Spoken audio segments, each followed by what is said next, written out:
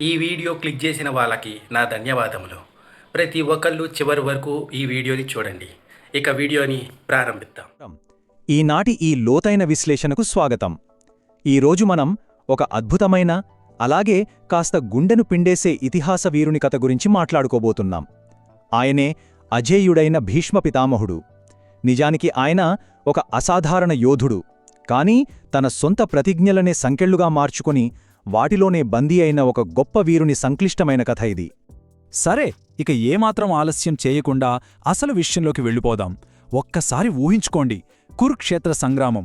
అది 15వ రోజు కాదు, అసలు యుద్ధం మొదలైన మొదటి రోజే పాండవుల గుండెల్లో ఒక తీవ్రమైన భయం గూడు కట్టుకుంది. ఆ భయం పేరే భీష్ముడు. గంగాపుత్రుడు అని పిలుచుకునే ఆయన ఒక్కసారి కత్తిపడితే కాలం కూడా అక్కడే స్తంభించిపోతుందేమో అన్నట్లుండేది. ఆయన సృష్టిస్తున్న భీభత్సం అక్షరాల అలాంటిది. అసలు ఆయన అంత భయంకరుడు కావడానికి కారణమేమిటి అంటే, దానికి సమాధానం ఈ ఇచ్ఛామరణం అనే అద్భుతమైన వరం. అంటే తన మరణ సమయాన్ని తానే స్వయంగా నిర్ణయించుకోగలగడం. ఒక్కసారి ఆలోచించండి, ఒక వ్యక్తికి తను ఎప్పుడు చనిపోవాలో తానే నిర్ణయించుకునే వరముంటే ఇక ఆ వ్యక్తిని ఎవరైనా ఓడించడం సాధ్యమేనా? భీష్ముణ్ణి యుద్ధంలో ఎదుర్కోవడమంటే సాక్షాత్తు ఆ మృత్యుదేవతతో కూర్చొని చదరంగమాడటమే కదా. ఆయన విల్లు ఎక్కుపెడితే సూర్యుడు కూడా గడగడలాడాల్సిందే మరి.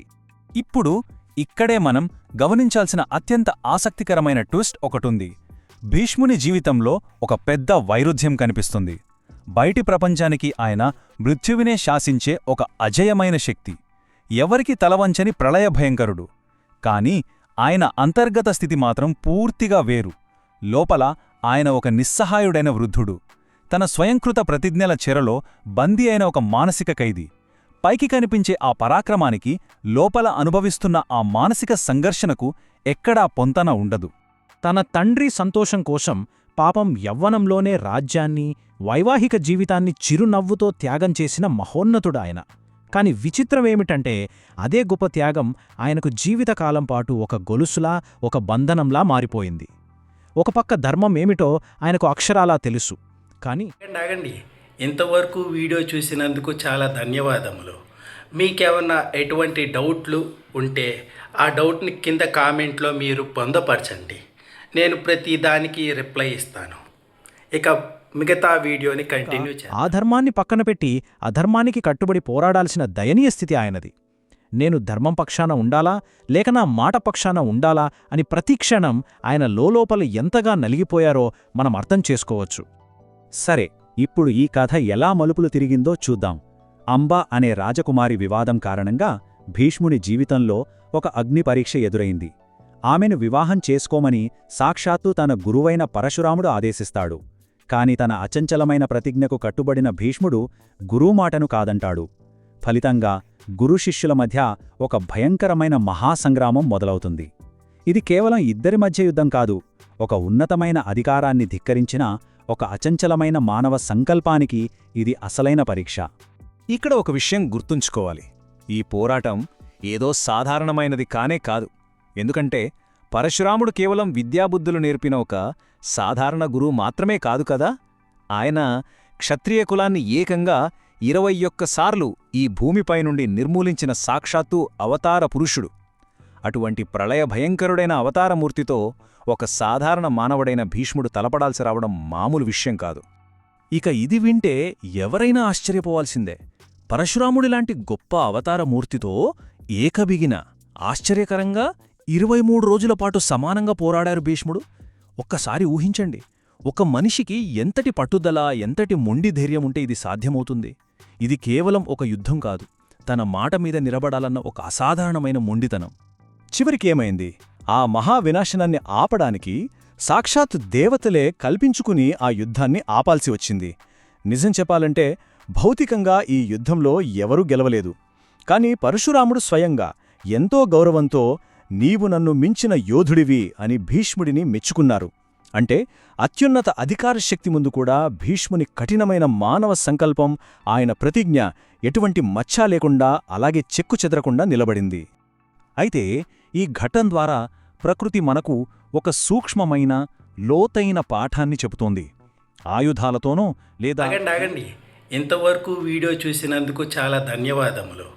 మీకేమన్నా ఎటువంటి డౌట్లు ఉంటే ఆ డౌట్ని కింద కామెంట్లో మీరు పొందపరచండి. నేను ప్రతి దానికి రిప్లై ఇస్తాను. ఇక మిగతా వీడియోని కంటిన్యూ. శారీరక బలంతోనూ భీష్ముడిని యుద్ధంలో ఎప్పటికీ ఓడించలేరు అని అప్పుడే రుజువైపోయింది. ఆయనను ఓడించాలంటే ఉన్న ఏకైక మార్గం ఆయన నైతిక బలాన్ని దెబ్బతీయడమే. ఆయన కట్టుకున్న ఆ నైతిక నిర్మాణాన్ని పూర్తిగా విచ్ఛిన్నం చేసినప్పుడే ఆయన ఓటమి సాధ్యం.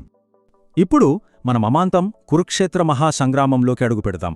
ఇక్కడ పరిస్థితులు ఊహించని విధంగా అత్యంత వేగంగా చేజారిపోతున్నాయి. ఒకవైపు యుద్ధం ప్రారంభమైన మొదటి రోజున తాను ఆయుధం పట్టనని శ్రీకృష్ణుడు గట్టిగా ప్రతిజ్ఞ చేశాడు. కాని చూస్తుండగానే 9వ రోజు ఉదయానికి భీష్ముడు ప్రళయకాల రుద్రుడిలా మారిపోయాడు. ఆ ధాటికి సాక్షాత్తు అర్జునుడు కూడా ఆయనను ఆపలేకపోతున్నాడు.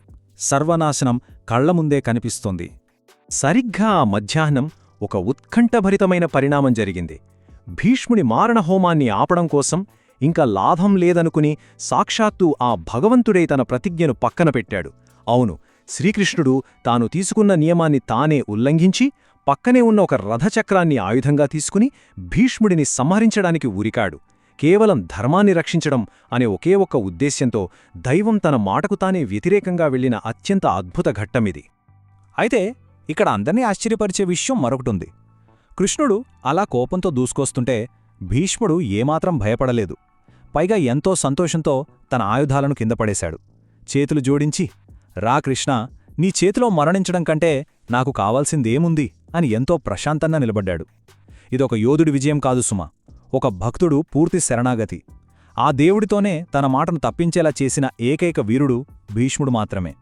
కాబట్టి ఇక్కడ మనం గమనించాల్సిన అత్యంత కీలకమైన అంశం ఏమిటంటే, ఈ సన్నివేశం దైవిక సంకల్పానికి మరియు మానవ సంకల్పానికి మధ్య ఉన్న వ్యత్యాసాన్ని చాలా స్పష్టంగా వివరిస్తోంది. ఒక్కసారి విశ్లేషిద్దాం.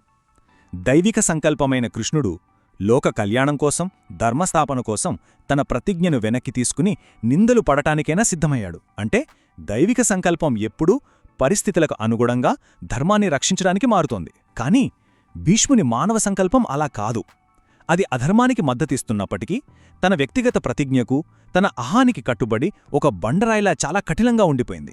లోతుగా ఆలోచిస్తే కృష్ణుడు నిజంగా భీష్ముడిని భౌతికంగా చంపాలనుకోలేదు. ఆగండి.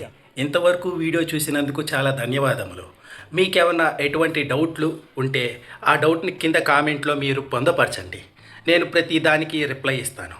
ఇక మిగతా వీడియోని కంటిన్యూ ఉద్దేశం చేద్దాం. భీష్ముడిని ఆధ్యాత్మికంగా నిరాయుధుడిని చేయడం. నువ్వు ధర్మం వైపు లేవు, అందుకే నేను నా ప్రతిజ్ఞను కూడా వదులుకోవాల్సొస్తోంది అని ఆయన నైతిక పొత్తలాల్ని సూటిగా ఎత్తిచూపాడు.